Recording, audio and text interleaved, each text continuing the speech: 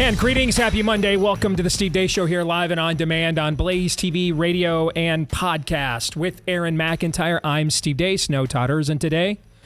He has the day off, moving a daughter into her college surroundings. He will return tomorrow. Before we get to today's show, I want to remind you, our friends at Jace Medical are having an exclusive giveaway right now where you can win a Jace case of medications that you never know might be the next venerable award-winning medications that they tell you can't have right when you need them the most. That's right. You could win a Jace case every year for the rest of your life. No purchase is necessary to enter.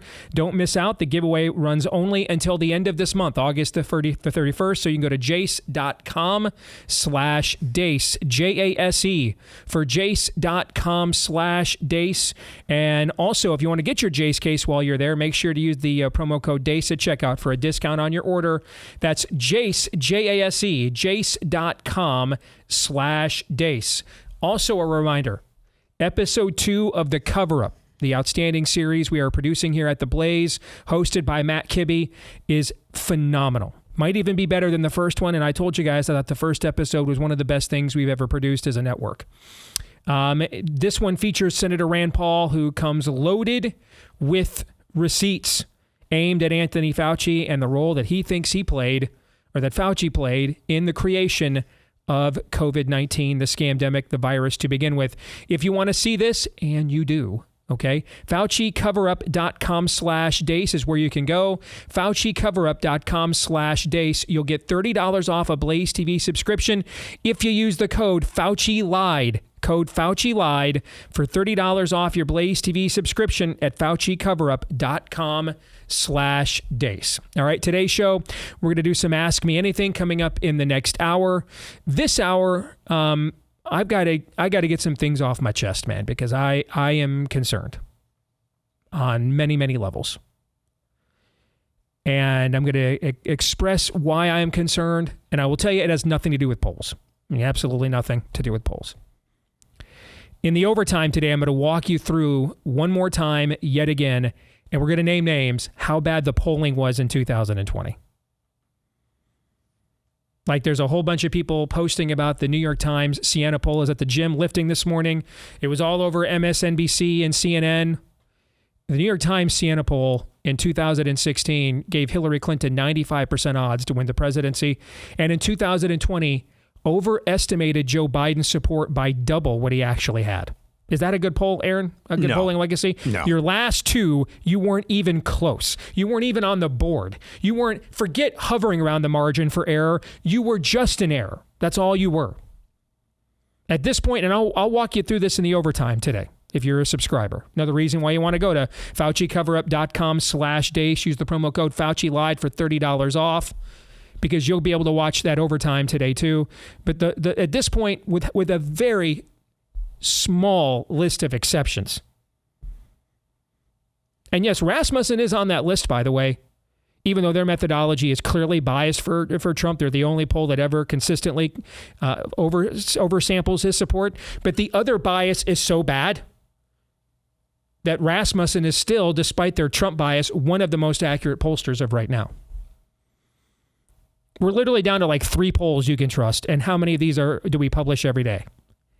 The polls are now the election version of studies show masks work to stop the spread of coronavirus. They're just all part of the fake data war of the PSYOP. We'll get into that in the overtime today. No, I'm worried about narratives and fundamentals. I'm very worried. And I want to explain to you why I'm worried. I'm going to do that much of this hour. And I'm worried on 2 fronts. One of them we'll talk at the bottom of the hour with our good friend Bob Vander Plaats. I was not concerned that the Trump campaign had gone so meh on the life issue that it might cost us this election, until the press conference the former president gave a couple of days ago. And he was asked specifically about Amendment 4 in Florida. Because I got to tell you, the reaction that has been within my network and circle of friends to his comments there have been suboptimal. So how vital is the pro-life vote? And if you're about to email me, they have nowhere else to go. Mitt Romney 2012 called and said, here's your sign. Our people don't respond to that. You have to give them reasons to vote for you. You can ask President Mitt McCain how you have nowhere else to go, how that works. It does not work. That's not what Trump did in 2016. Looked in the camera and told 100 million people, I'm going to overturn Roe v. Wade. And he did it. So I'm going to walk through some of that data and those numbers for you with our good friend Bob Vander Plaats at the bottom of this hour. In a few minutes, I'm going to share something, some personal concerns I have. But first, here's Aaron's rundown of what happened while we were away. What happened while we were away, brought to you by the Trump campaign, a.k.a. J.D. Vance, who made a media blitz over the weekend and is more on message, it seems, than his running mate at the top of the ticket. Vance appeared on CNN, CBS, and ABC's main Sunday shows and dealt deftly with hostile questioning. Well, John, we have to start with the fact that we have a wide open southern border because our border czar actually set a lot of open border policies. They suspended... she's not actually, she wasn't the border czar. Oh, that was what the media called her. She assumed the title. She had control over a lot of our border policy at a time when they were suspending. Let me finish, John. The time they were suspending deportations, they stopped Donald Trump's Remain in Mexico policy, and they reinstituted catch and release. They basically threw open the gates of our country, and now we have a ton of fentanyl, a ton of people suffering. But how are you going to get 10 to 15 to 20 million people Well, out the of the first country? thing you have to do is to stop the bleeding. Again, on the Harris administration, I got to push back against something a little bit, Margaret, because when these comments where I said parents should pay lower taxes via the child tax credit came out, the Harris administration immediately jumped and said, we disagree with this. The Harris campaign said, we disagree with this. So did they want the elimination of the child tax credit, or were they just being careless in responding to remarks that I made 3 years ago? I don't know. They should clarify it, maybe in an interview with you, but of course Kamala Harris refuses to do interviews with anybody. We hope to have her on and ask her about that. You've now asked me 3 questions about comments that I made 3 years ago. I wonder what Kamala Harris thinks about the fact that she supported policies that open the American southern border. I wonder what Kamala Harris thinks about the fact that she lied to the American people about Joe Biden's middle facility for the office. You are interviewing me, Dana, because I respect the American people enough to sit down for an interview. I appreciate that. Kamala Harris has been the nominee for 3 weeks. She hasn't sat down for a real interview. Believe me, we are asking. You're not going to get a disagreement there. But the point is, Dana, you've got me for 15 minutes or however long you have me. We should be talking about public policies that matter. How are we going to lower inflation? How are we going to reduce the cost of food and housing? How are we going to close down that southern border? We've talked so little about that. We've talked a lot more about a sarcastic remark I made 3 years ago. I think we should talk about the issues that most Americans care about. Joe Biden was interviewed by CBS, and he seemed to confirm there was a hard but silent coup to remove him. Look, the polls we had showed that it was a neck-and-neck race. Would have been down to the wire. But what happened was a number of my Democratic colleagues in the House and Senate thought that I was going to hurt them in the races. And I was concerned if I stayed in the race, that would be the topic. You'd be interviewing me about why did Nancy Pelosi say, why did someone, and I thought it'd be a real distraction. Nancy Pelosi was talking to the New York Times recently, and check out what she has to say about that letter Biden supposedly released a few Sundays ago announcing his intention to bow out of his re-election race. I didn't accept the letter as anything but a letter. I mean, there are some people who were unhappy with the letter. Let me say that some said that some people were unhappy with the letter. I'll put it in somebody else's mouth. Because it was I don't even know, it didn't sound like Joe Biden to me. It really didn't. So the Harris campaign has now issued a statement regarding VP candidate Tim Walz, saying he, quote, misspoke when discussing his military service. Apparently, he's been misspeaking for the better part of the last 20 years. The retraction or clarification came after the Harris campaign itself circulated this 2018 video of Walz talking about gun grabbing. And we can make sure that those weapons of war that I carried in war is the only place where those weapons are at. The clips of Walz's repeated instances of misspeaking continue to flow out over the weekend. Here he is back in 2018 2007, again misrepresenting his rank in the Army National Guard. By being elected from this district and being a retired command sergeant major, I am the highest ranking enlisted soldier to ever serve in Congress since the beginning of this nation. And I said, for me, it's not a sense of pride for me, it's a sense of responsibility. According to the New York Post, the chaplain of Minnesota Governor Tim Walz's Field Artillery Regiment said there's no excuse for the Democratic VP pick to have abandoned his National Guard unit before a critical deployment, not even running for Congress. Retired Captain Corey Bjertness, now a pastor in Horace, North Dakota, told the Post, quote, "In our world, to drop out after a warning order is issued is cowardly, especially for a senior enlisted guy." Kamala, your thoughts? What's your favorite curse word? I can't say it. It starts with an M and it ends with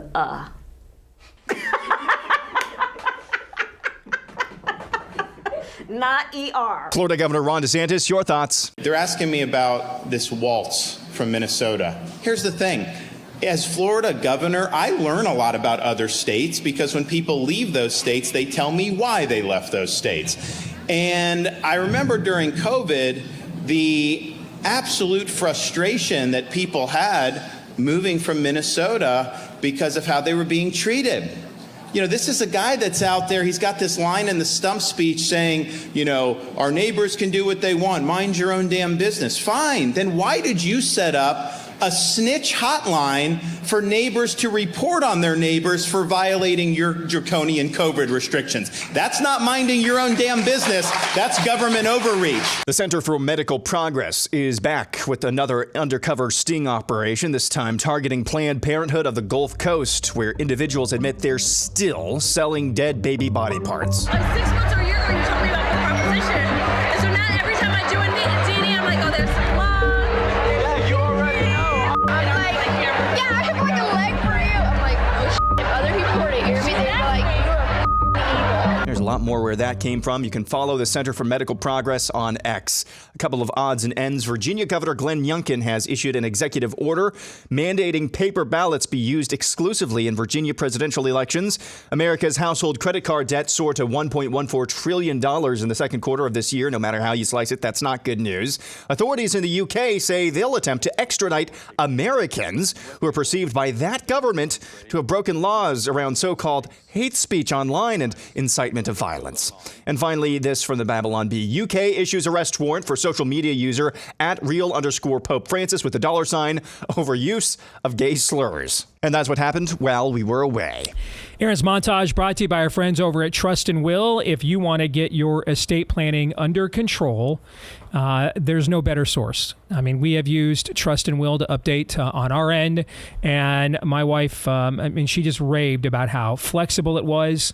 And easy it was to use at the exact same time. That's why the sign says right there, estate planning made easy. Trust and Will made creating your will easy.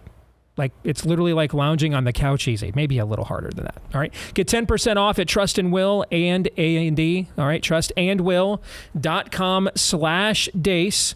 trustandwill.com/Dace, where they have an overall rating of excellent and thousands of 5-star reviews on Trustpilot. They've got an excellent review from my wife as well. All right.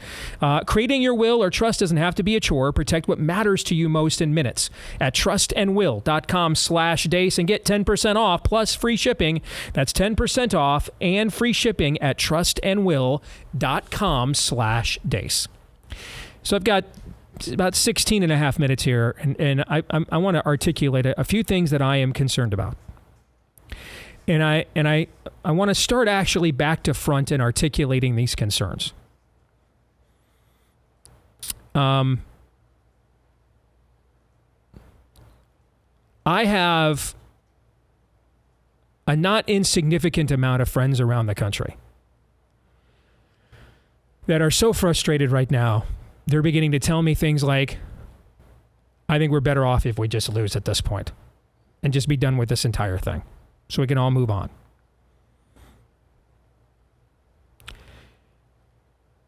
When I talk about this being the biggest worldview election difference I've ever voted in, and I've used this talking point over the last few days of would you rather live in New York City 1996? And what do I mean by that? I mean, it's a melting pot. It's not a place necessarily where if you're a Christian or a conservative, your worldview is ascendant, but it is welcomed. It is not shunned. It is not targeted. You can have a Bruce Wilkerson sitting there with his church right off of Times Square bringing the gospel.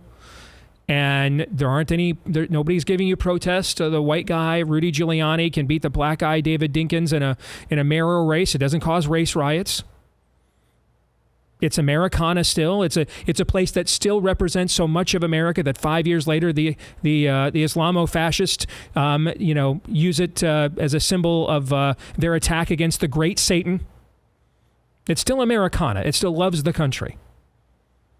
Or America as represented by San Francisco, Minneapolis, and, as you see at the end of Aaron's montage there, London 2024, where our worldview now is targeted by the coercive powers of the state for extinction. That is a chasm of difference. But let me make it even, if that doesn't resonate with you, let me make this even more personal. I want to give you a scenario.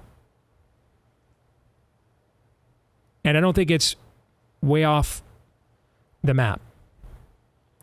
For the last 4 years, we have projected for the first time in American history feebleness to the rest of the world from the presidency. We have projected corruption, incompetence,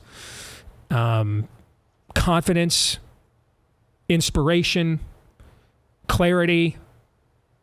We've never, ever in the history of this country used the highest office in the world to communicate the feebleness of this country. And as a result, Israel now finds itself going from Abrahamic Accords to the worst invasion on its soil in 50 years, which could very well end up escalating into a wider conflict that engulfs us.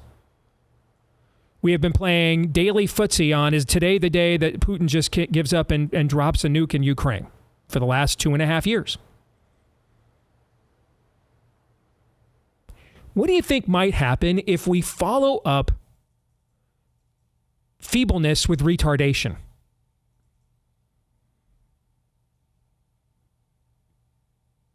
I've got a son-in-law I really like, and my oldest daughter adores, and has given me a granddaughter that I adore too. So let me make this just really personal. What are the odds that my daughter's a widow? He's in the military, by the way. What are the odds that my daughter's a widow if we win or they win? I don't know what they are. I just know they're a lot higher. And there are things that you can sit around and we can complain about. But if we don't do it in the context of what is it we're trying to win here? It's not for a team. It's not for Trump. It's not revenge. If that's you, I don't care about any of that. I care about the country, which is you, and my family. I care about that. What's best for them and for you. I'm getting nothing for this. I get accused all the time now of being a sellout. I'm eating crap sandwiches all the time, man. I'm eating poop pitas. I'm not getting anything for this. Hell, I did Bannon's show on Friday at Chip Roy's request, only to have them then for the first time post the entire show on Rumble and then edit out my segment. Why? What did I say? That Trump should get the biggest evangelical turnout of all time. But it's not about what you say over there. It's about who's saying it. That's so petty and high school. It's just beyond irrelevant. I don't care about any of this crap. I just want what's best for the country and my family. That's all I want. I'm not gaining anything from this. If anything, my career has been severely limited for the last 10 years by Donald Trump and my unwillingness to not just kiss his ass unconditionally. So I'm not gaining anything from this. I just want a better country. That's all. And I think the odds are really high that the stuff right now that people are wishing was better and need to get better, if we lose, every day in the back of our heads, there's a ticking clock. Is today the day that the little demon with the bowl haircut there in Pyongyang decides, you know what? They got a retard over there in D.C. running the country. They went from feeble to retard. They went full retard. Let's see what Seoul's doing tomorrow. Let's find out. Or maybe the people over there in Beijing are like, today's the day. Let's call upon Taipei. see what's going on with Taiwan. And sooner or later, man, when that kind of stuff starts going down, the things right now you wished were better about Trump and his movement get really irrelevant. Those are earth-shattering, ground-shaking days. 2 years ago, half of Israel wanted Benjamin Netanyahu impeached or put in prison. Right now, the country's pretty unified that they want him to essentially lay waste to Hamas. Why? Because October 7th happened, and it made a lot of those other things that they were really pissed off about and sick of and tired of really irrelevant. So I think we need to start with that context as an endgame, the possibility of that, the escalating possibility of that. And it's with that said now that I'm going to say the next few things. I'm very concerned about this campaign. I want it to win. I can't want it to win more than it wants to win. Right now, looking at the numbers, I've gotten tons of emails from you guys. What are we doing? Every time I log on to my Gmail, every time I log on to this or that, all I see is a Kamala digital ad. So, when you look at the numbers, we are currently being outspent by 700% on digital advertising. Our candidate is a billionaire. That's inexcusable. 700%. 700%. From July 1 to August 10th, 2016, Trump did 22 rallies. This exact same time frame, this time, he has done 8.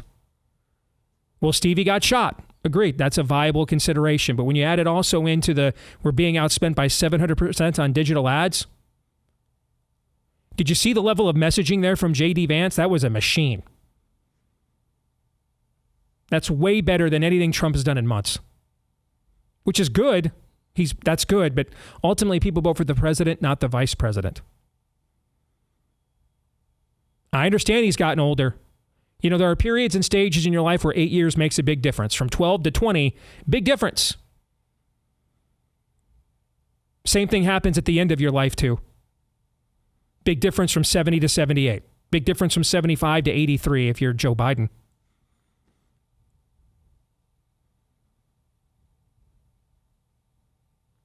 August at this point as a month is a total loss. We're being outspent absolutely everywhere. We're being outworked absolutely everywhere. But great, I'm seeing great trending videos of Trump getting another ace at Mar-a-Lago. So that's good. This isn't going to work. Okay? And many of us are not 78-year-old billionaires that when this is over, worst we'll do is go face house arrest at Mar-a-Lago and spend the rest of our days just putting out more viral videos of aces. It's going to be our sons and daughters and sons-in-law, in my cases, that are going to be sent off to places like Taipei and Seoul because there's a retard in the White House. And the enemies thought, let's roll. We cannot have the vice president doing better messaging than the president. And it's not even close right now. Like, it's not even close. Can't have the primary challenger, to the extent that we actually had a primary, doing better messaging. Correct. Than the candidate who won. Correct. Father Time is undefeated, okay? And I understand right now if we're doing, when you look at pivotal figures in pop culture, it could be argued Elvis is the most pivotal figure in pop culture in the 20th century, and it could certainly be argued that right now Donald Trump's the most pivotal figure in pop culture so far in the 21st century. Eventually, you got to Fat Elvis, and he's not the same guy that he was when he's in 76. He's not the same guy there with the third chin belting, at Caesar's Palace that he was 8 years ago in 68 doing one of the highest rated television specials of all time. Still to this day. But he is still Elvis.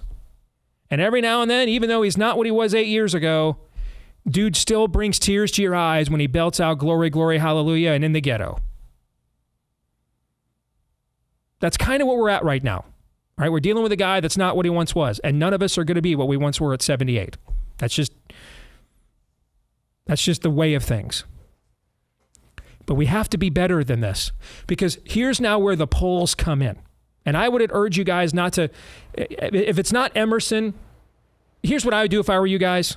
If you want to follow polls, and I'll get more into detail on this in the overtime today, take Emerson and Rasmussen, and I'll explain why in the overtime today, and just do your own two-person polling average of what those two polls say, and that's going to give you a way more accurate portrayal than anything else in the industry right now. But it's the narrative that's being built here. We're being outworked. We're being outspent. They are now, in addition to that, they are conjuring polls to create a narrative that I don't believe exists. That suddenly, 3 weeks ago, this was the most unpopular vice president since we've ever been measuring it. And now suddenly she has a mandate. Yeah, she has a mandate, and she is a deliverer with stone tablets. That's a psyop. It's as fake as the COVID psyop and all the other psyops of the last few years. But this is what it's about. It's about creating a narrative so that they can steal this thing again. The reason that Biden had to go, it's not because Democrats were concerned that they could not come up with the votes they needed, but they didn't have a narrative to justify it. They already have so many advantages. Pop culture, they're in control. Corporate media, they're in control. The electioneering process in the most pivotal states, they're in control. It's either at the county level, like Maricopa County in Arizona, or the state level, like in Michigan, Pennsylvania, and Wisconsin. Our margin for error is just smaller. We got to do better. And we can't play into this narrative. Because when they run the same game plan at us on November 6th, or November 5th, that they did the last time, we're going to want to counter that. You know what they're going to say on the track we're on now? Where the polls showed this was razor close. Your candidate didn't do as many rallies. He spent more time arguing with the Heritage Foundation than he did talking about his own assassination. Did I say anything that's not true so far, Aaron? No. You can't play into their narrative. He did this with COVID.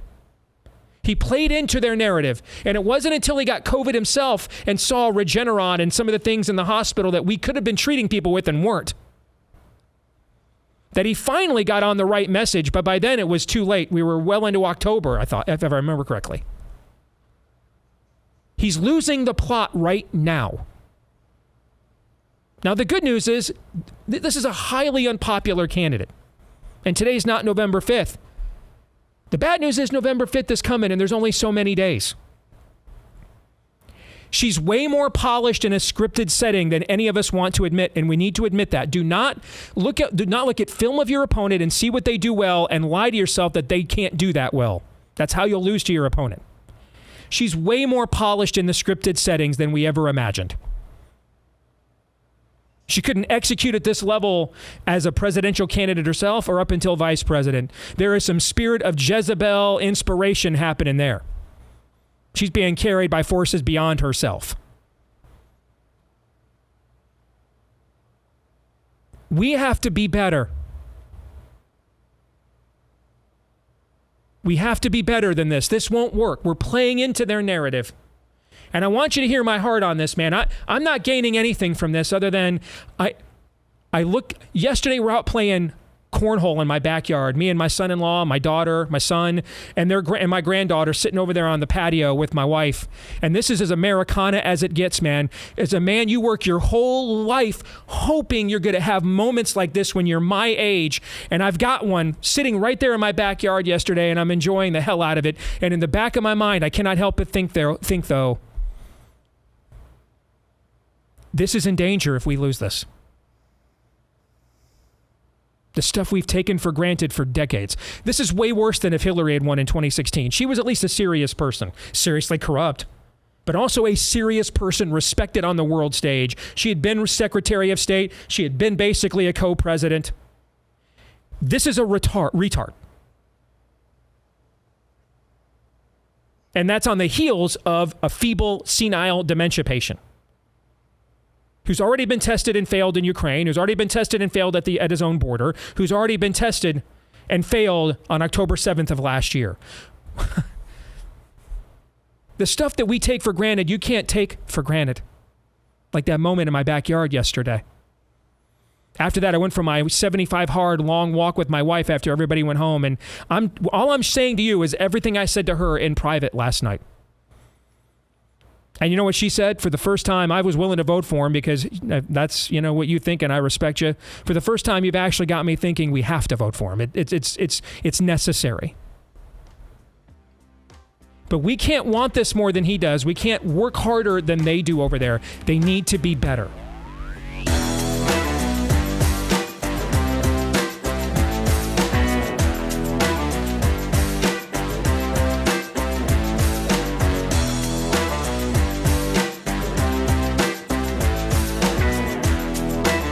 So when I say Patriot Mobile really takes the resources you give them when you switch from your un-American mobile phone provider to the only pro-American mobile phone provider, and they take those resources and proceeds and reinvest them back into your value system, back into the kingdom, I mean, I can just prove it to you. I've seen it. I mean, I just saw it this summer. So early June, I go down to Tennessee, speak at a movie convention in Pigeon Forge there, and in the very hall where we're doing the Nefarious discussion is sponsored by Patriot Mobile. I speak a month and a half later at my buddy Bob Vander Plaats, whom you'll hear from here in a minute. A month and a half later, I speak at his event in Des Moines, hundreds of miles away. And the segment that I come out, the afternoon session I come out and speak in, brought to you by Patriot Mobile. I mean, that's just a couple of anecdotal confirmations that they do take these resources and reinvest them back into our values. On top of that, though, they have a fantastic product. They have a full U.S.-based, meaning you can understand them, customer service team. We have used Patriot Mobile. We put it off for years. There were years I talked about them on the show because I believed in their mission, but I'm like, man, it would be such a hassle with a 5-person family and different lines and everything else to make the switch. Finally, one day, T-Mobile let us know, hey, we're going to start censoring text for COVID misinformation. And I called Patriot that day. I said, all right, we're making the switch. I mean, no matter how much of a hassle it was, the switch was done, finished, completed in about 15 minutes. There was no hassle. So if you're a veteran or first responder, let them know when you go to make the switch. They've got extra ways to say thank you for your service. All of us can get a free month of service today for making the switch at patriotmobile.com/Steve. That's patriotmobile.com/Steve. Free month of service if you use the offer code Steve at patriotmobile.com/Steve. So I told you at the top, today is the day I'm airing my concerns. And I want to air them on August 12th. So that I'm not doing the show that I fear on November the 6th. I don't want to do that show. Okay, so I'm going to air them now, and I'm trying to do it in the most constructive way. I'm trying to discuss this as I would like with my kids, where they need to know the urgency of the moment, right? But I don't want to demoralize them either and think that dad can't be pleased, or this is impossible, or I've screwed up so much, so I might as well just keep screwing up because there's no way out. You don't want to do that either. So I'm trying to strike that balance, and if I'm not doing the best job of that, I'm asking for forgiveness up front. I want to win. I can't make that any clearer. I've walked my entire precinct. I looked on my app. I've walked 36 miles in the last week. The first week of doing 75 hard for the second time, I've walked 36 miles. I've walked my entire precinct. Can you guess which yard has the only Trump sign in my entire precinct? Bob Vander Plaats, can you guess? Steve Dace. It's mine. It's mine, guys. Mine. It's my yard is the only yard in my entire precinct that has a Trump sign in the yard. It's mine. So, Bob, this is what I wanted to talk to you about this week. Welcome to the show, by the way. Yeah, by the way, yeah. But anecdotally, I was at Clear Lake this past weekend with our kids. And this time, 2020, there was Trump flags everywhere at Clear Lake. Clear Lake is northern Iowa. It's Trump territory. Mm-hmm. These are the people that would have hosted boat parades. Remember those boat parades, boat rallies for Trump? Mm-hmm. They would have hosted boat rallies for Trump. I believe Darla said we counted 3 on our boat ride around the lake. And so that is concerning as well. The enthusiasm factor, say, for Trump at this point as well. Just like you said, you've walked 36 miles in your precinct. I don't see a lot of Trump signs. The good news, I don't see a lot of Harris signs or probably any Harris signs either. Correct. But in our state, there's not going to be a lot. It's not even on the map this time. So to me, this is more about the energy we're creating on our own side, which is a great segue to what I want to talk to you about this week.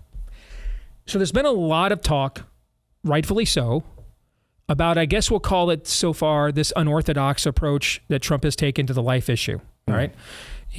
We saw this in Iowa earlier this year. He just said to audiences out loud, I don't think we can win on this issue and we have to win. I mean, he just literally said it out loud. Okay. And after 2022, he blamed the pro-life issue. Right. And I've walked through that data. That data is just simply not true. Exactly. The governors who signed pro-life legislation, including ours, way outperformed Republicans as a whole nationwide in that cycle. It's just simply not true. Okay. And then he also said, well, the pro-lifers didn't show up after they won Roe v. Wade. Also not true. The congressional ballot, generic congressional ballot in 2022 was actually +3 our side. We showed up more than they did. We always do. We lost independents again. Well, Steve, that's where we lost. No, independents don't vote on abortion. I can just tell you this.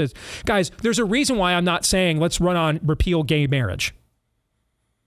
I'm not ignorant of political considerations. I've done nuts and bolts of politics. I understand that we at some point have to take the ideas we have and make them sellable and winnable. You know why I'm not suggesting we run on repeal gay marriage, even though I'm all for it, okay? You know why I'm suggesting we not run on that? Because I'm just telling you right now, we'd get killed with independence if we ran on that. I'm just telling you we would, okay? So if you want to morally do it anyway, I got your back, okay? But strategically, I'm telling you, it's a bad issue to run on right now. It's not a winner right now. Okay, independents don't vote on abortion. Never have, never will. If anything, if they take any position on the issue, it's that they're abhorred by abortion on demand. Okay, and that brings me to Amendment 4 in Florida. We went through the convention. I was curious to see, hey, how is NACA highlighting the life issue and taking it out of the platform? And everybody I know, including all the pro-lifers that I know, walked out of there and told me it's the most unified Republican convention they've either ever been at if they're my age, or if they're a boomer, since 1980. Okay, yep. So maybe it won't be that big of an issue, and his record will be enough that people will reward him for his record before as president than his rhetoric now as a candidate. Okay. And the reason he achieved unity, you just said it, is that he has a record. Yes. He's the one who appointed the 3 justices that overturned Roe v. Wade. He did other things. He spoke at the pro-life rally. He's got some street cred now as a record of a president that I will advance the issue of life for you. So they trust him even as he takes it out of the platform and makes it a non-issue in the campaign. He has the best presidential record on the sanctity of life for the unborn of any president ever, and I'm not even sure who would be second. Right. Okay? So that brings me to Amendment 4 in his home state of Florida. So if you don't know what Amendment 4 is, we talked about this. We had Governor DeSantis on here. It is a kill-em-all bill. Okay, it's as long as there's a pinky toe in the birth canal and like the cuticle of the pinky toe, like it's just dangling there. Okay. Kill the baby right there. Just, take it out. Snuff it out right there if you want. All right. So here are some bullet points about Amendment 4 in Florida. There's no definition of viability, no definition of healthcare provider. Okay. No definition of patient's health, no parental consent. So your teenage daughter, without your consent, can go and kill her child, and at any point doesn't have to see a healthcare provider, doesn't need your consent, none of that. It destroys parental rights. I mean, this thing is just wicked, purely wicked. Trump is asked about this last week at a press conference, refuses to give his position on this amendment. Now, I can tell you, when New York was passing the kill 'em all bill, that you can kill them, the same thing. As long as the baby's at full term with a pinky toe in the birth canal, you can kill it. I was talking to Donald Trump at that point in time on a regular basis because he was gearing up to run for president. And the level of disgust that was directly communicated to me, hey, I'm not I'm doing your Trump. I'm not the most pro-life guy, Steve, but that's just disgusting and vile. Yeah. Okay. Now, in his own home state, we can't even get him to say, you should vote no on that amendment. It's really bad. Hey, everybody has their own conscience. I think that every state should decide. And I'm just telling you, 80% of Americans don't want abortion with no restrictions, which is true. That's actually what the data shows. Instead, he didn't do that. And then he actually gave an analysis saying that he thought it was actually going to win. I don't know what happened to your phone, but within my network around the country, my phone has gone nuts about this for the last 3 days. And for the first time, it dawned on me, we might lose this election on this issue. Now, what do I mean losing this election on this issue? Let me define that for you, and then I'm going to give you the rest of the time. If it's not just the size of the slice of the pie, but the size of the pie, okay? If Donald Trump gets 76% of evangelicals like he did in 2020, he's going to lose. If he gets 80% of them like he did in 2016, he is going to win. But it's also overall turnout. For example, if he gets 80% of them and turnout is below 25%, like it's 20% of the electorate or white evangelicals, it doesn't matter what percentage he gets, he will lose. If it's above 25% like it was in 2016, he will win. It doesn't take much. If 2, 3, 4 points of our people are just like, screw this, man. I've eaten enough poop pitas from this guy on this entire cycle, and now he won't even oppose this. It doesn't take much, especially because I'm not even asking Donald Trump to be pro-life, Bob. I'm asking him to take a position that he's articulated to me individually in the past he has. 80% of Americans have, that we cannot have abortion in a constitution without restrictions. Nobody's for that except the most radical of Democrats. That's all I'm asking him to do, and then free up people like Byron Donalds and Matt Gaetz and Rick Scott so that Ron DeSantis isn't the only office holder of consequence in Florida talking about this, so that we can beat this thing. That's all. Because if he doesn't do that, my fear is we will leave at home just enough, just a few points, as I just demonstrated, is all that it takes. And that's the difference in winning or losing this thing. Am I being paranoid? Well, first of all, you're not being paranoid, and all the data that you just referenced is right. And it's a winning issue for a lot of reasons. But on my Twitter, when I said, I'm going to take Donald Trump at his word, and that he's going to vote against Amendment 4 in the state of Florida, if you go back to the June 27 debate with him and Biden started to push him on abortion, and Trump turned it. He turned it, and he put Biden on the defense on the abortion issue. And how do you do it? Your side is for abortion all the way to the time of birth, sometimes even after birth. You want taxpayers to pay for it. There's no parental consent that's needed. And so therefore, you're the extreme on this issue. I'm not the extreme. All he's got to do is stay with that mantra. He also said, Steve, you recall this in Arizona, when Arizona said, we're now going to enact our pro-life bill, saying that life begins at conception. And he said, listen, that's way too harsh. But the states, I gave it to the states can figure it out. Well, if you gave it to the states, even though I disagree with that, you gave it to the people's elected representatives, and some of those are federal office holders as well. And the federal government does have a role here, just like in the issues of slavery and other places.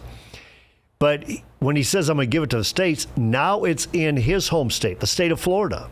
So give us clarity on this. They are being extreme. Look at what this amendment says. That amendment, what you just read, what it says is 3 exceptions: rape, incest, and whatever my circumstance is. Mm-hmm. And I don't care if you're a healthcare provider, you're not a healthcare provider. I don't care what the issue is. All the way to the time of birth, I get to abort this baby. He has an opportunity here to highlight this as a campaign issue. This is an extreme issue. It's exceptionally out of touch with America. You just pointed out 80% of Americans are here with this one. He should embrace this and run with this and make the abortion a winning issue for him versus a losing issue, which Kamala Harris wants to make it for him. And to me, we can't control the bias of the media. We cannot control the ballot harvesting system they have in place. I mean, we had 4 years to do something about it and did almost nothing. Okay. So the window is passed. I know they're running 100 lawsuits. It's August 12th. All right. Nothing is going to substantively change. Voting starts like in 2 weeks in North Carolina and Virginia and Pennsylvania. Okay. So the die on that is cast. We can't control that. All right. We cannot control that popular culture is taking a woman that a month ago was the most unpopular vice president of all time and turning her into a herald for the new age. We can't control that. What we can control are the unforced errors that we play into that cause our own people to not get invested in the outcome, so that Steve Deace, former Free the Delegates activist from 2016, is the only guy with a Trump sign in his yard in his precinct in one of the reddest states in the country. Why? Because you won't even sign on to things like abortion on demand without exceptions and restrictions is bad. These are bare minimum requests that we're asking here. So you go back to the June 27 debate, which I highlighted. Then you go to the convention where they take it out of the Republican Party platform. But they're giving him all kinds of leeway here, giving him all kinds of rope here. The reason is you appointed 3 justices that overturned Roe v. Wade. The left is never going to forget that. So now embrace the amendment about voting no for this amendment in the state of Florida. Give Ron DeSantis all kind of cover. Give all the other political allies in Florida all kind of cover. But also make it a national issue. Highlight it. Guys, read this amendment. This is what they're for. Abortion up to the time of birth. You said, Steve, 80% of Americans are not in favor of it. He can turn this into a winning issue for him. However, if he doesn't, if he says, listen, I'm going to vote for Amendment 4, which I believe is unconscionable, or I believe the more likely of, listen, my vote's private in the voting booth. Terry Branstad did that on the 3 justices. My vote is private. I think now you tamp down the most loyal base that the Republican Party has, and that's the pro-lifers. You cannot tampen them down. I agree, and it's completely unnecessary, because here's the thing: he's going to get attacked with all hundreds of millions of dollars of ads for the overturning of Roe v. Wade and just being the GOP nominee, whether he does the bare minimum here or not. What we're doing right now is we're getting the worst of both worlds. He's getting attacked for being the president that overturned Roe on their end, and then on his end, he is dampening down his own pro-life base. When they want to support him, they want to turn out for him, just give them the bare minimum here. Amendment 4 in Florida is bad, and I'll be voting against it. And I think if you live in a state that passed something like what Michigan did, I mean, that's just immoral, and most America thinks that. And here's, Steve, where you and I were just talking about, who's advising him on these issues. This one doesn't matter. This one is just not hard. Hey, listen, I overturned Roe v. Wade. Why? To give the power back to the states. Mm-hmm. It's back in the states. Florida's got a disastrous amendment in front of it. I, as president, will be voting no on that. I hope other Floridians will join me on that issue. It's a win-win as you point Kamala Harris and Tim Walz as the extreme. Good stuff, brother. Thank you. Thank you. And again, we are dealing, folks, with scant percentages. If this is they're trying to create a narrative that justifies them coming up with the votes they want on November the 5th. So, hey, Trump got 74% of the white evangelical vote instead of 80. Didn't turn out his own base. That justifies us winning Michigan by 15,000 votes of provisional ballots. He didn't turn out his base. We can't play in to their narrative. We can't do anything about the narrative that they're going to craft and create. What we can do is whether we're going to play into that. Whether we're going to do 8 rallies in the summer of 2024 when in the summer of 2016 we did 22. Whether we're going to get outspent by 700% on digital ads right now. That's happening right now. We are being outspent by 700% on digital ads. And that's before we even talk about where are those digital ads, even the money we're spending on it. Are they in True Social that nobody's on? Or are they on Gmail, which everybody is? You see what I'm saying?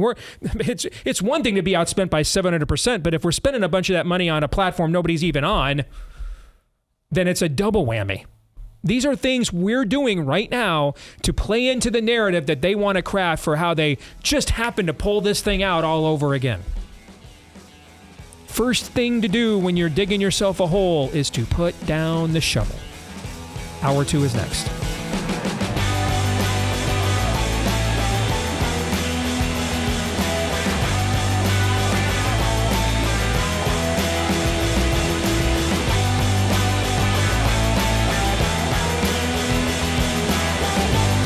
All right, back here with Hour 2, live and on demand on Blaze TV, radio, and podcast. Steve Deace here with Aaron McIntyre. Todd Erzin has the day off. He will return tomorrow. And you can let us know what you think about what we think via the stevedeace.com inbox. If you'd like to do that, you can email us, steve@stevedeace.com. That's DEACE. Like us on Facebook, me, we, and Gab. You can follow me at Steve Deace Show on Twitter or X, Getter, Instagram, and TikTok. Speaking of X, tonight at 8 Eastern, the richest and man in the world and the most famous man in the world, Elon Musk and Donald Trump, are going to get together for a live interview, which I think could very well be the most watched singular event in the world this year, maybe even more than the Super Bowl. Aaron, is it possible? It very well could be, and the real Donald Trump account on X is active again. Now, I think it's his campaign. I'm quite certain it's his campaign and not him. But they've been posting a bunch of stuff this morning so far. So let's hope the landing gets stuck on that. Because here's the thing, Elon's not going to kiss his butt, but Elon wants Trump to win. He's made that pretty clear. So he's gonna try to, give Trump an opportunity to. I mean, maybe set him up is too strong, but the questions are largely going to be framed by someone who wants Donald Trump to win the presidency. Correct. Okay, so this has got to be one, man. We got to stick the landing. Got to walk away from this. That even the East German judge has given us a 6.0 here. Okay, so let's be praying for that here tonight on X and Twitter. If you are listening to the podcast version, you can also, if you wouldn't mind, leave us a 5-star review. So many of you have. Thank you. We appreciate each and every one of them. You can also hit subscribe, or if you're tuned in on iTunes, you click on follow, and that'll make sure that every time we do one of these new podcasts, it'll show up in your feed every single time. And a lot of you have done that. A heck of a lot of you have done that. So we're very appreciative of each and every one of you for doing so as well. Want to let you know about our friends at Focus on the Family. If you are looking for something that is very practical in helping your family stay on the narrow road during these chaotic times, that's where Focus on the Family with Jim Daly comes in. Of course, Focus on the Family has decades of trust, compassionate stories of redemption as part of their legacy. And Jim Daly connects you to biblically sound advice on marriage and parenting that is relatable, practical, and genuinely interesting, so you can listen, learn, apply, and then thrive in Christ at FocusOnTheFamilyWithJimDaly.com. That's where you can go. FocusOnTheFamilyWithJimDaly.com and start making a difference in your family's life today at FocusOnTheFamilyWithJimDaly.com. We're going to have a lot more election talk here this hour, but when this is all over, we're probably all going to need a break. So I want to let you know there are still a few slots left for an event that Daniel and I are doing with our friends at Patriot Academy after the election down in Texas. All right, November 16th through the 18th, Daniel Horowitz, myself, and then Rick Green will from Patriot Academy. We're going to be hosting a 3-day constitutional defense course there at their Patriot Academy campus outside of Fredericksburg campus, or Fredericksburg, Texas. And so this is going to be everything from weapons training to constitutional discipleship as well. If you would like to attend this, patriotacademy.com/Steve is where you can go and register by going to patriotacademy.com/Steve. Again, that's patriotacademy.com/Steve. Hope to see you there after the election. So before we get to Ask Me Anything, Aaron, I want to give you a chance if you have anything to say based on me basically just essentially pouring my heart out here in the very first hour of the show. What are your thoughts? So in Christian music radio, it is a common thing, a common practice to send, and I do not agree with this whatsoever. I think it's part and parcel why that product, by and large, doesn't have more mass appeal. There is a practice where you will come up with a composite or an amalgamation of a woman that you are trying to talk to when you are on the radio. And that's by and large who Christian music radio, that's their base. It's sometimes single moms, but it's the mom on their way to and from soccer practice, dropping their kids off from school. That's why it sounds so feminine. That's why. And sometimes they give this woman a name. Sometimes it's Linda. Sometimes it's Karen. Sometimes it's fill in the blank with a regular white woman's name. Sometimes they even put a picture up of Linda in the studio so that the DJ can talk to Linda over on the wall as she's on her way to pick up the kiddos from soccer practice. It's really creepy, really weird. But a lot of cases, especially in the Midwest and southern states, if you look at Christian music ratings, kind of works, kind of does work.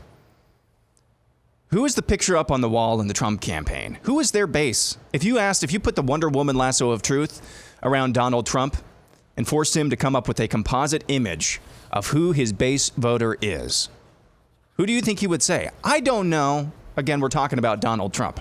When you asked any high-ranking official on the Trump campaign, who is your base? I think you get a lot of different answers. That's kind of a problem. If you ask me, fill in the blank with Republican nominee over the last 40 years, certainly during my lifetime, certainly during yours, who is the ride or die base of this party? Ride or die. It's the pro-life voter. To me, this is kind of analogous. It's harder to do because it's a national campaign, but analogous to the lead up to the 2018 midterm elections here in the state of Iowa. Now, our governor, who I got to say hi to and thank her the other day at the state fair, Kim Reynolds, she was still somewhat of an unknown commodity. She was the lieutenant governor under Terry Branstad, who is the rhinoest rhino who ever rhinoed. I don't care what state you came from, what state you're talking about. He is the rhinoest rhino who ever rhinoed. So she filled in while he was the ambassador to China, I think it was, for the Trump administration. Mm-hmm. Still some of during those 2 years of an unknown commodity. And really in the last part of that election cycle, Kim Reynolds, she could have gone the rhino route, but somewhere in her campaign, maybe it was her herself, I tend to believe she had some sort of a spiritual awakening. She just decided, man, she recognized that the Christian conservatives in this state, again, so this is a harder analog to make at a national level, she decided this is my ride or die base. I'm just going to go with them and talk to them as much as I possibly can and communicate with them as much as I possibly can during the home stretch of this election. And guess what? Iowa is one of the reddest states in the union after that. Those are who sent her over the top in what was a very disappointing evergreen tweet midterm election nationally for the Republican Party. She recognized who her base was. The Trump campaign, I'm convinced, does not know this. I'm at the point now, and I'm the guy, all of us have said this in various stripes, you cannot compromise on the life issue. You really can't. We're in a position now, though, where bullets are flying, and it's like, we're not going to have any issues to compromise on if this is allowed to take hold, where we've got bullets flying at Donald Trump. But man alive, I'm in the position now where it would be better to not say anything about this issue at all than to do whatever the hell they're doing right now.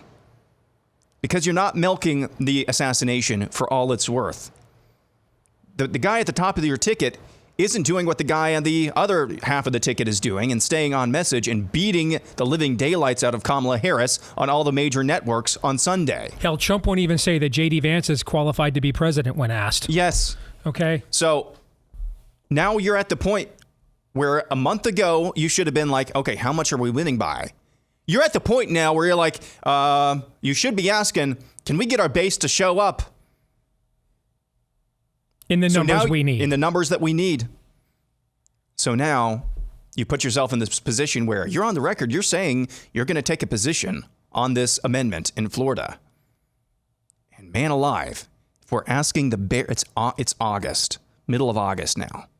We're asking, as you said, the bare minimum of Donald Trump on this issue, which is your base.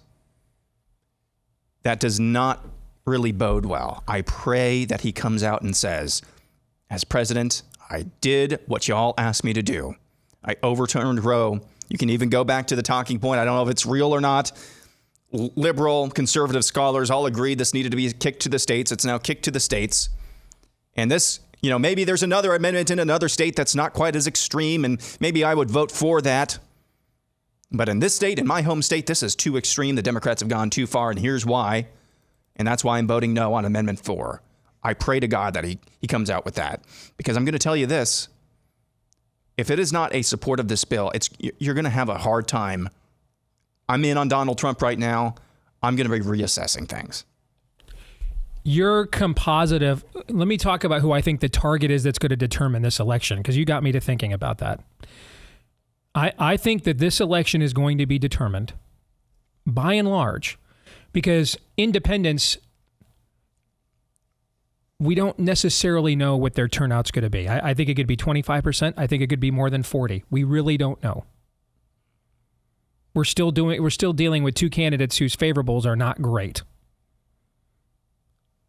But one factor that I think would really determine this, because a lot of these people live in suburbs, the generically conservative evangelical or Catholic voter whose conservatism is largely defined by they hate abortion on demand. And they're not MAGA, but they're not communists. They kind of view themselves as, I don't want to be the kind that votes for Trump, otherwise I get to razzed at the tennis club. I get razzed at the country club. I get razzed in the atrium of my suburban Pottery Barn mega church. 3 to 4 points of those people that are also going to be suburban voters, many of them women, but also their husbands too. And giving them an example of this kind of barbarism that Democrats are for in his own home state is the kind of thing that convinces those people they have to vote for you when they don't want to have to vote for you. All right, let's get to Ask Me Anything. Facebook questions solicited over the weekend. With Todd gone, my oldest daughter, Anastasia, took the honors of picking the questions. I have not seen any of them at all. Okay. Aaron, you have the questions, so let's let it rip. We will begin with Michael Burton. Do you think Project 2025 will be a good thing for our country, or do you think it's disgusting? When I read of Project 2025, I thought it was the absolute best blueprint for any substantive, significant draining of the swamp that I have seen yet on the right. That's what I think. Yep. It solves. And I didn't know what to think when I started to read it or look at it. I didn't even know what it was until all the hullabaloo, blew up. Again, I've actually been somewhat defensive of Trump on this because I do think some people at Heritage committed the cardinal error. And I know what that error looks like. I made the same error on the Cruz campaign. I made myself the story with my comments on Carly Fiorina. You can't ever do that when you're the help, right? No servant is greater than his master, as Jesus once said. You cannot be the administrative support staff, whatever you want to call it, and you're more of the story than the candidate or the campaign is. You can't do that, okay? So I understand why the Trump people getting hammered by the media for this, and then finding out. I was told by a reliable source that one person got told that one donor got told if he donated to the Project 2025 effort, he'd be ambassador to a country he wanted to be ambassador to in a Trump administration. You cannot be doing stuff like that. All right. This is the star running back on a football team. You're not the quarterback, but you are a really good running back. Correct. And you take the ball and you think, man, I got this, man. And then all of a sudden you're 10 yards behind the line of scrimmage trying to juke guys and oh crap. Yep. Do you execute that player for that mistake? No. But you do need to let him know you don't call the plays in the huddle, son. The quarterback does. Right. Okay. But you also don't you don't sacrifice the next 10 plays because you're pissed at the running back for running his mouth either. Think of the Super Bowl. All right. That clip of Travis Kelce on the sideline screaming at Andy Reid, right? Okay. I'm sure that didn't end well. 15 minutes later, Travis Kelce, I think, scored a touchdown or something like that. Okay.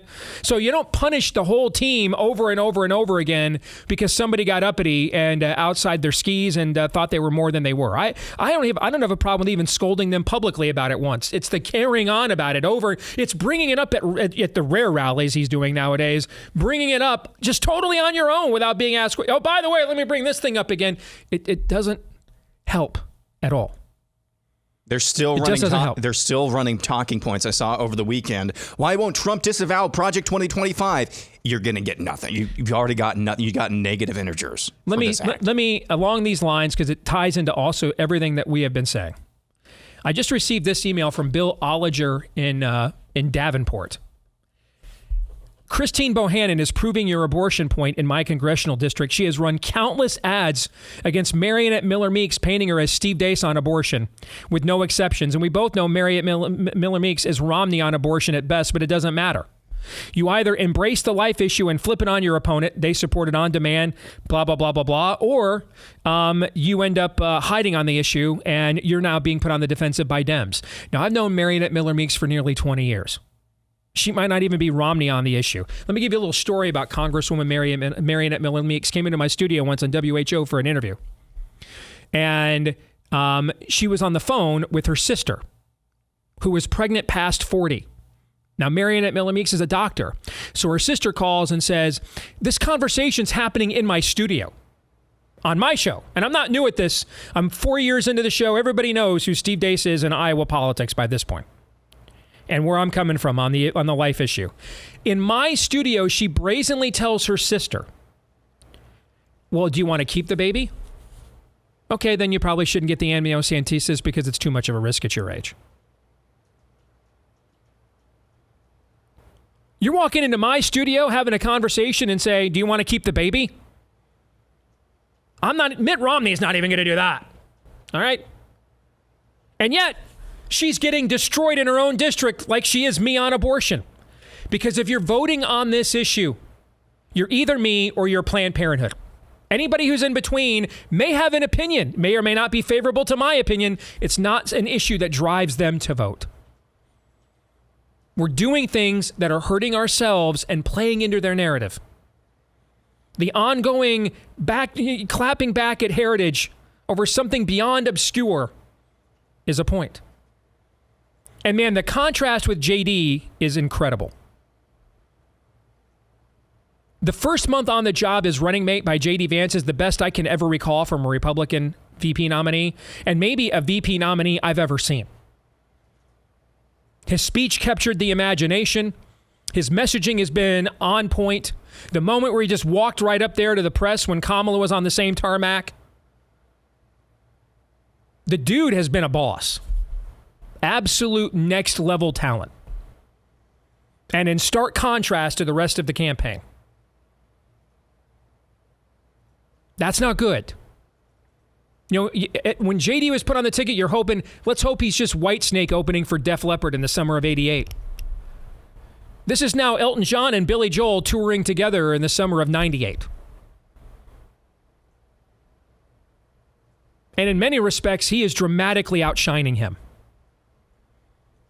And in return, when Trump is asked directly, you think J.D. Vance is qualified to be president, he won't even answer that. What are we doing here? Okay?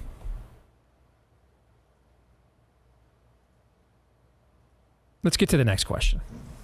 This is from Rob Brewer. My preacher preaches the word, the whole world. He tells the truth and isn't afraid to point out the spirit of the age, but he wears a sweater vest. What should I do?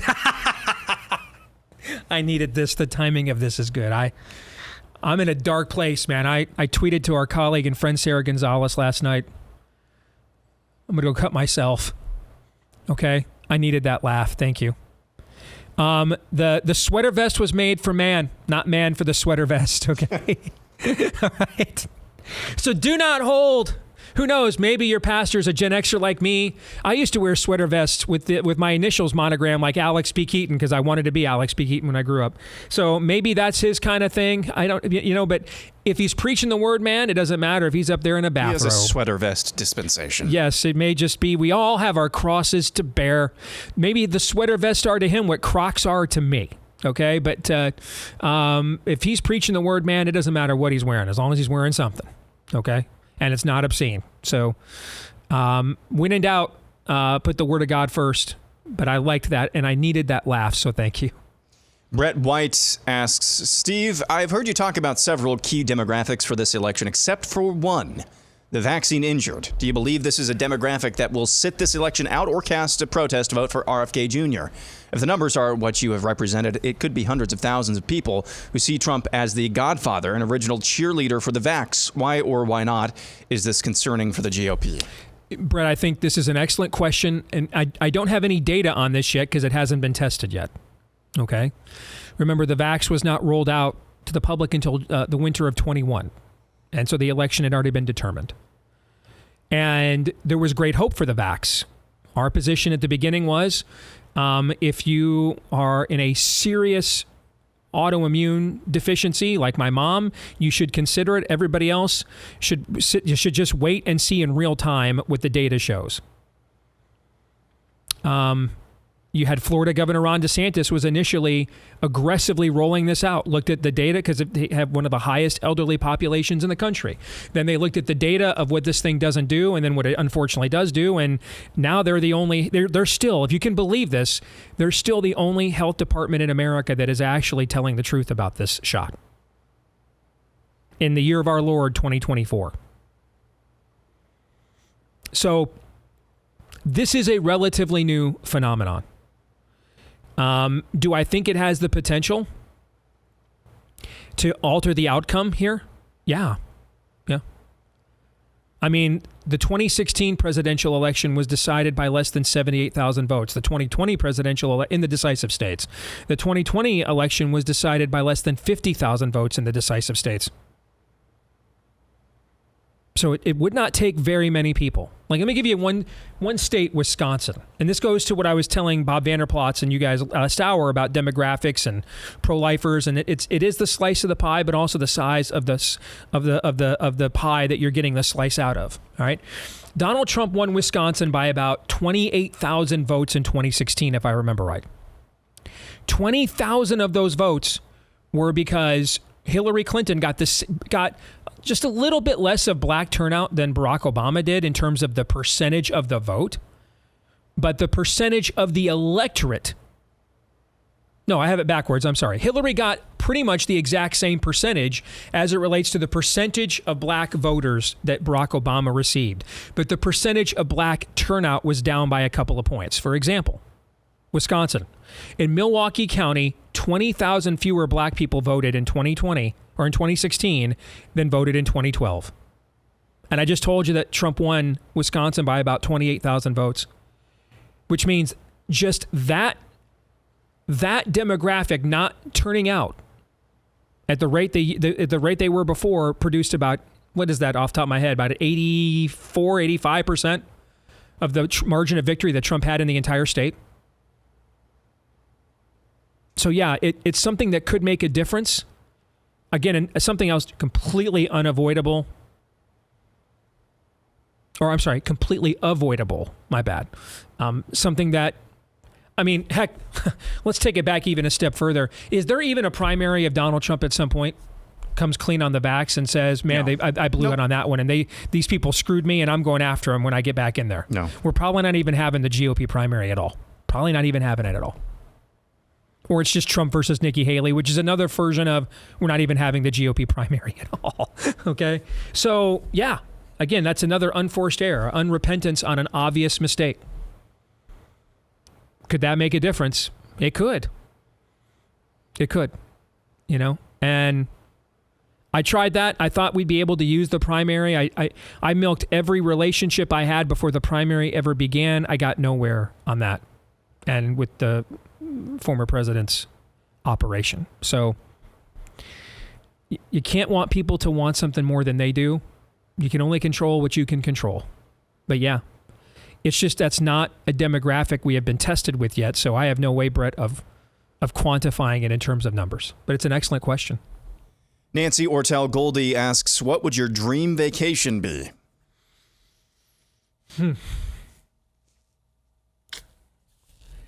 I mean, it's not what it once was, unfortunately, but I mean, the memories we still have. And I mean, we were living paycheck to paycheck at the time, and I got I was in a class action lawsuit I was not aware of. Because I used to own the Iowa State Fan publication, and apparently the group that we belonged to ripped a bunch of the publishers off and lost a class action suit. And so I got a call one day telling me, hey, you got like a $15,000 settlement or something coming your way. And I had promised the family at the beginning of that year that I didn't know how we were going to do it, but we're going to be able to take everybody always wanted to go to Disney World together. We were going to do that as a family. 6 months later, I get this call out of the blue about this settlement. And that's what we used. I mean, we went $15K. We spent it all. We went carte blanche, man. Spent an entire week, got like a villa with a laundry. I mean, we still have incredible memories from that very first vacation. So I got to come up with something that would top that.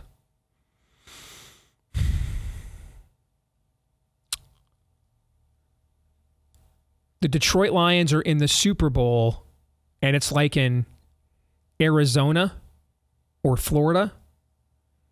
So that I kill two birds with one stone, Aaron. We get to snowbird for like a week, get out of the, get a winter break. So you do the whole week of festivities. Yep. And then we're down there the whole week for everything. The whole family goes. Because even Zoe, who could care less about football, the festivities would definitely be Zoe's vibe. Okay. And so we're out of the snow and the winter for a week, getting a break. And it's the Lions in the Super Bowl for the first time at the same time. And the whole family down there enjoying the festivities all week long. That would probably be it. Yeah. Yeah, that adds up. Let's move on. Matt Cooper asks, what scriptural verse that people frequently misuse bothers you the most? Only one? Yeah. Only one? We've done a couple of evergreens on this. I can't remember if they both run. Yeah. But. Like for example, the do not fear thing. There is, first of all, the fear of the Lord is the beginning of wisdom. I would imagine you don't leave your windows and doors open and unlocked all night long. I would imagine you got a weapon for a reason. I would imagine you don't have your kids play with light sockets for a reason. I would imagine you don't run red lights during rush hour traffic in densely populated urban areas for a reason. All right? This idea that we're supposed to have zero fear, that's not what fear not is about. It's about the kind of fear that creates anxieties, depressions, that causes us to be disobedient to God, to lose our faith and understanding of God's sovereignty. All right? But there is such a thing as healthy fear. Okay? When someone breaks into your home and you have no idea what their intentions are, you should act on the fear that they mean the worst possible harm to you and your family. They're not just there to steal, a cup of porridge because they're hungry, but they mean a greater amount of harm. So that would be one. And Jeremiah 29:11. To me, the misuse of Jeremiah 29:11 is the American church in a nutshell. Just completely ignore the entirety of the book of Jeremiah, which is about one of the darkest moments in all of God's covenant people's history, which is why he's called the weeping prophet after all. Just ignore all of that. Ignore the fact that Jeremiah refers to a place called Topeth, which is which is a Hebrew idiom for hell, as the place where they went down to the valley of Topeth or Ben Hinnom and cast their babies into the fire for demons. That's like at the introduction in the book, setting the stage for what's in the rest of the book. We've completely self-edited all that out and taken Jeremiah 29:11, for I know the plans I have for you, plans not to harm you, but to give you a hope, plans to help you prosper and give you a future, and turn that into like every homeschool kid's graduation stereotype slogan. If that's not a symbol for the American church in this era, I don't know what is. Don't preach the book of Jeremiah line by line. Ignore it because it would freak people out. But take one line out of the middle of it and then completely misuse and misrepresent it as if the whole book is like a book of hope. You're being hope-filled. That's the book of Jeremiah, the book of hope-filled. The book of FM Christian music stations, looking for the soccer mom who the toughest thing she's going to do today is get the kids to school by 8 a.m. in time for her Pilates appointment. You think you're joking. I'm not even joking when I say that. You're not. Okay? It's true. And whether her husband will like the new dish she's cooking tonight when he gets home. And we can't do anything that might rattle her cage whatsoever at all. But she's got to giggle between 6 to 9. Or his 4 to 7 afternoon drive. That's what I used to do. And that's what the misuse of Jeremiah 29:11 has done. We have taken a book that is basically a book of a divine spanking and turned it into like a life coach phrase. So that would be my answer. Today, I might have a different one the next day. More in a moment.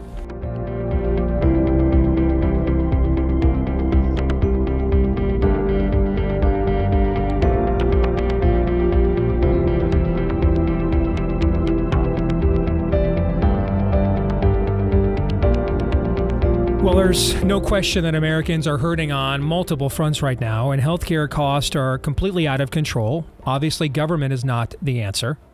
So what is? Well, thankfully, Lassie Health is here to shake things up. That's L-A-A-S-Y. L-A-A-S-Y for Lassie Health. Now, it's not health insurance. It's access to health care you want, but without all the red tape and restrictions and inflated costs. Coverage plans start as low as $30 a month. You get transparent pricing, comprehensive coverage tailored to your needs, access to healthcare services without breaking the bank. There's no annual or lifetime caps on services. You can start a plan at any time. And even if you get the bare bones $30 a month plan, you get over 400 prescription meds for free, free unlimited virtual mental health counseling, free 24/7 virtual urgent care, lab test for up to 60% off, imaging test up to 75% off, procedures and surgeries over 50% off. So as you can see, Lassie Health is a game changer. Check out affordable plans that put you in control of your healthcare at healthylink.com/Steve. For a limited time, get your first month for free. That's up to $100 off of eligible plans. So get healthy, be healthy, and then stay healthy without breaking the bank at healthylink.com/Steve. Once again, healthylink.com/Steve. All right, Aaron, let's get back to some Ask Me Anything. And we'll continue with Patrick Monty, who says if Walz loses, will he take it out on us in Minnesota? He's still got 2 years as a governor. I think he's already done quite a bit, man, from what I heard at the banquet that I keynoted earlier this year. Can I just say this, too? Am I the only one getting serious Denny Hastert vibes from Tim Walz?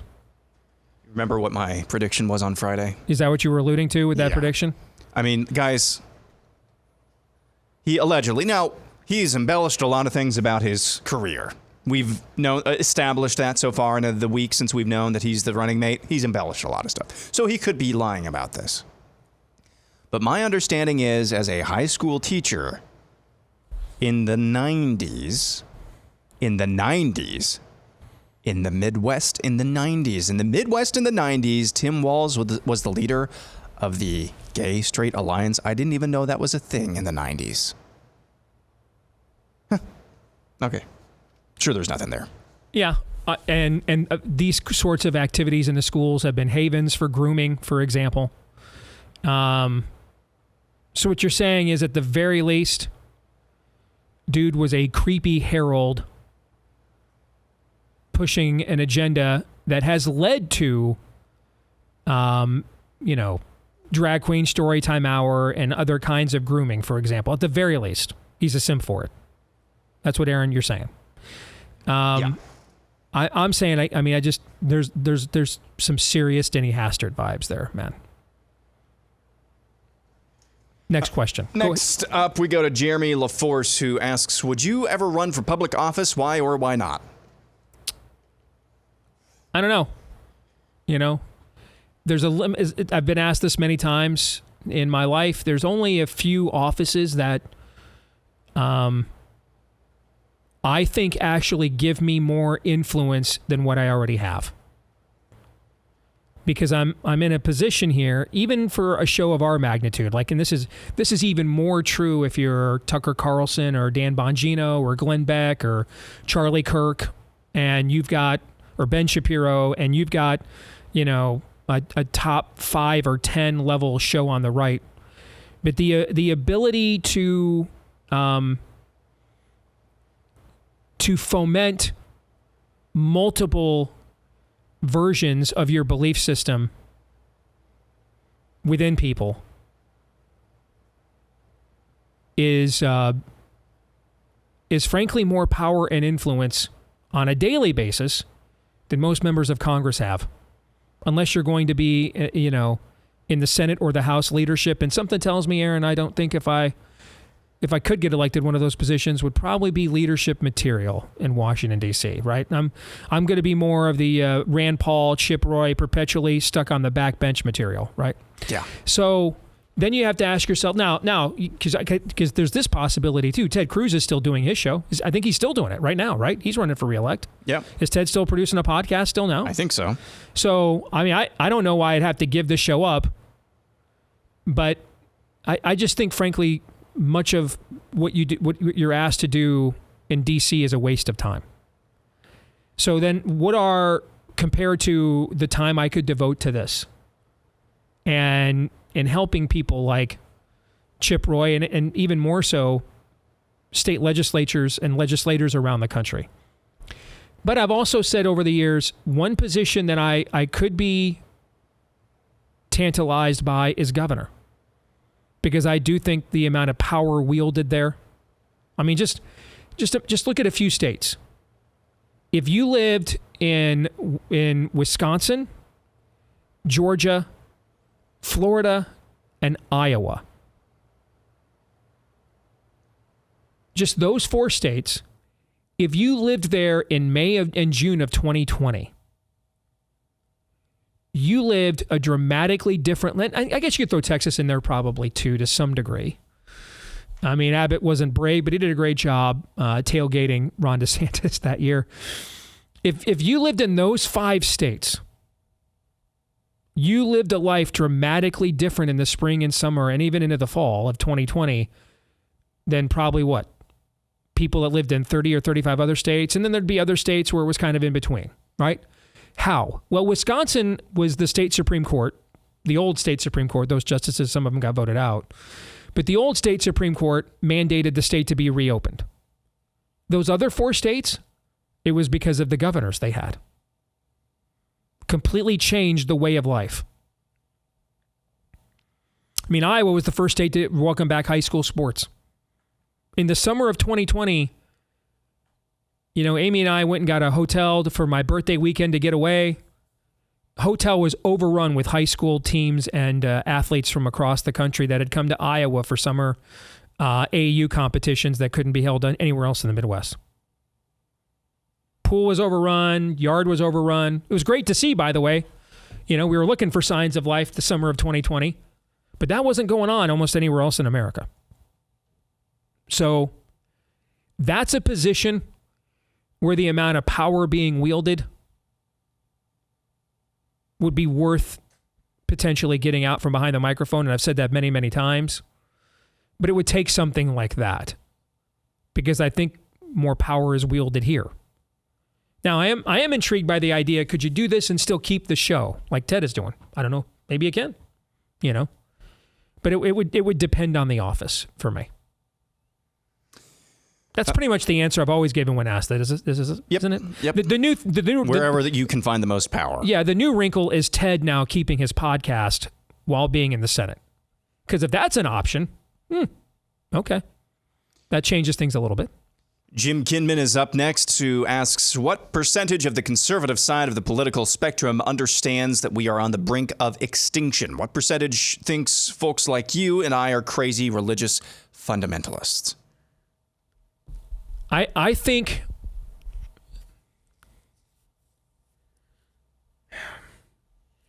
that there's a lot more people than ever before that understand we're in an existential crisis here right now as the country, and this isn't tenable. A long-term, this isn't the stuff of long-term arrangements. So I think that has improved greatly, particularly since 2020, both all the events of that year, from the scamdemic to the mostly peaceful George Floyd funerals, and then to whatever the hell that election was other than up and up. What I am concerned about, and this ties into the second half of your question, is how much of the right truly understands what the origin of the existential crisis is. And I say this on 2 fronts. Number one, the idea that we are seeing manifestations, I really believe this, we are seeing manifestations of spiritual warfare right now. Stuff that usually is relegated to the unseen realm, to our naked eye, we are seeing made manifest. Like Kamala Harris is the spirit of Jezebel incarnated. I mean, look at, if you watch, I defy you, anybody in this audience, go pick the last 3 years of Kamala Harris clips and compare them to her performance on the stage at these. Aaron, have you seen some of her performance on the stage at these rallies? Yes. It's not the same person. Keep in mind, we were one of the few people that have ever seen Kamala Harris campaign because we live in Iowa.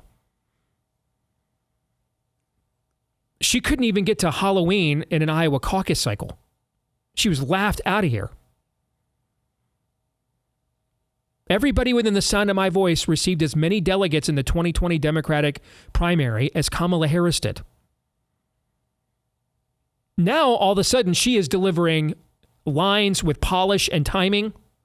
Now, there's a reason why they don't want to get her in an unscripted scenario. This was crystallized last week. I believe it was in Michigan, where, I'm not Now, I won't make that comparison, but it was like Schmeagol and Gollum. Like there was the one scripted, very, very very likable side, if that's possible, of her personality, and then those pro-Hamas orcs started chanting at her, "I'm in charge. I'm talking. Shut up." That was basic. I'm exaggerating, but that was crystallized last week, where she's in one personality, and then once she's forced to get off script, she's completely different. Yes. But she couldn't even execute a script, guys. Now, by comparison, it's flawless and polished.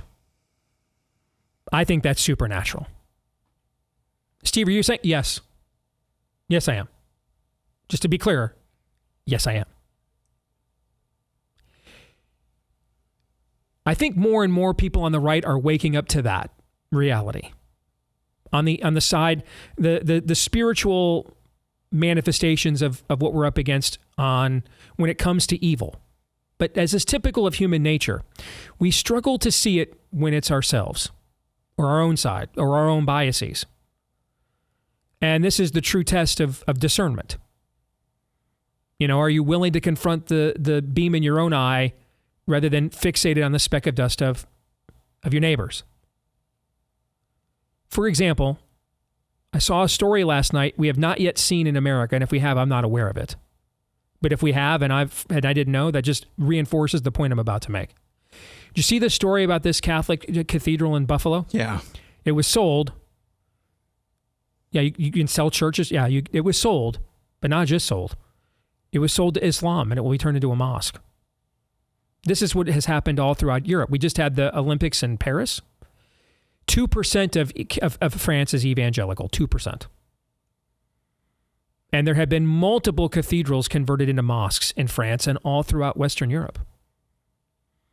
Here's the thing you need to know about that. That's not the spirit of the age, most likely. That's not the enemy. That's not Democrats. That's not liberals. That's not secularists. The enemy and his minions have no dominion over the church. The church was built on a rock, and not even the gates of hell will prevail. It cannot. There is no jurisdiction or dominion of the enemy within the church. It's the only transcendent institution God has ever created.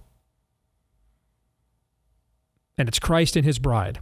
So when you see things like churches with rainbow flags on the altar and priestesses saying, "When I killed my baby, I felt the Spirit of God blessing me," that, I believe, is divine judgment. That's right out of the part of Revelation we almost never study anymore, the letters at the beginning. And in one of them, Christ says, "I will come to you. If you do not repent and return to the former things that you once did," the preaching and teaching of my word and sacrament, for example. "If you do not do that, I will come to you and take away your lampstand." When there is darkness in the church, or the church just is given over to a false religion, that is a result, I believe, of pruning. That is God doing it, not the enemy.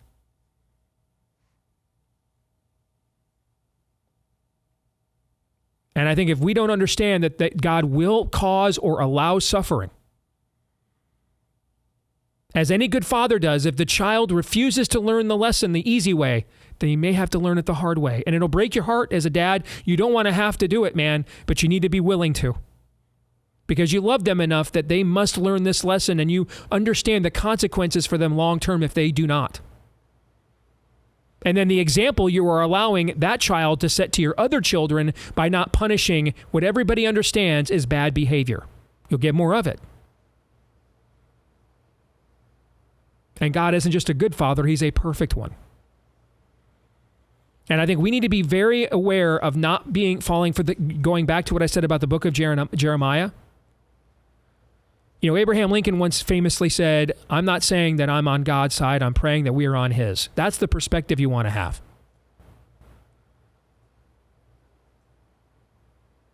We're not entitled to God bless America here. We're not entitled to that. It's not a birthright. And if we don't see that there could come a time, and maybe it's now, I don't know if it is, it might be, that God's patience has worn out. Because if it's one thing to make hell an enemy. Do not turn the only undefeated and the most powerful being in the universe into your enemy. Don't do that. And the people at Jeremiah's time didn't see that. That's why they didn't repent. And they just kept self-righteously rebuking Jeremiah as he's calling them to repentance. We're the chosen people. We don't have to repent. No, that's actually why you need to repent more. And it's not that you need to repent, you get to. That God will actually forgive you if you do. It's a privilege to repent. It's not a chore. You don't have to die in your sins. That's the part I think much of the right still doesn't understand. Hey, one more time, our friends at Jace Medical are doing a giveaway this month where you can win a Jace case for life for free. Every month for the rest of your life for free of venerable medications that are likely the next ones they'll try to ban and take away from you right when you need them the most. All right, if you want to enter this, there's no purchase necessary to enter at all. Don't miss out. Contest ends at the end of this month, August 31st. Enter today at jace.com/dace, Jase, jace.com/dace. And that's also where you can go if you do want to buy your Jace case, and you can expand it to medications that you need as well. They've expanded their menu of medications there to make sure you've got the peace of mind of knowing that you've got a backup that at least gives you some margin up against the spirit of the age. All right, use the promo code DACE at jace.com for the discount. Jace.com/dace. That's where you can both go and buy a Jace case and enter for free for a giveaway for a free Jace case for life. Jace.com/dace. Use the promo code DACE at jace.com/dace. All right, I'm going to stick around here for the overtime. I've got to give you guys some data on why you shouldn't trust almost any of these public media polls. We'll get into that for subscribers. For the rest of you, we'll see you tomorrow. Todd will be back tomorrow as well. Until then, Romans 8:28.